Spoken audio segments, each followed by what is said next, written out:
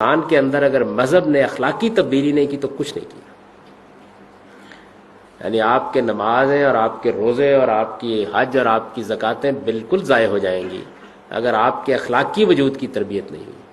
اصلی امتحان یہی ہے جس میں آپ کو ڈالا گیا ہے، اور اس امتحان کا سب سے بڑا میدان آپ کا گھر ہے.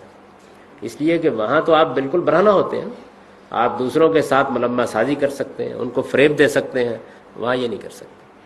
آپ سے جو اصل میں جس امتحان میں آپ کو ڈالا گیا ہے وہ یہ ہے کہ اپنے بیوی بچوں کے ساتھ، اپنے گھر والوں کے ساتھ آپ کس مقام پر کھڑے ہیں. اور پلٹ کے مجھ کو یہ نہ کہیے گا کہ وہ برے ہیں، اصل میں وہ اچھے ہوتے تو پھر آپ کا کیا کمال تھا. آپ کا کمال تو یہی ہے کہ بروں کے ساتھ اچھے بن کے دکھائیے.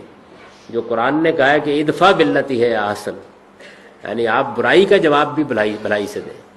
آپ کو اللہ تعالیٰ نے اگر باپ کے مقام پر رکھا ہے تو اپنے مرتبے کو پہچانیے. قرآن مجید ایسے موقعوں پر کہتا ہے لا تنسبوا الفضل بینکم، یعنی اپنی اس فضیلت کو مت بھولو جو اللہ نے تم کو دی ہے، باپ کی جگہ پر رکھا ہے.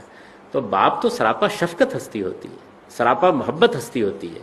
اگر وہ حقوق کے ادا کرنے میں، ذمہ داریوں کو پہچاننے میں، محبت اور شفقت سے بات کرنے میں کوتاہی کر رہا ہے تو اپنی بنیادی ذمہ داری سے کوتاہی کر رہا ہے. تو میری دستبستہ درخواست ہی کر سکتا ہوں کہ آپ کو ایک دن اپنے مالک کے حضور میں پیش ہونا ہے، اور وہاں سب سے بڑا جو امتحان ہے آپ کا، جس کا نتیجہ نکلنا ہے، وہ آپ کے اخلاقی وجود کا امتحان ہے.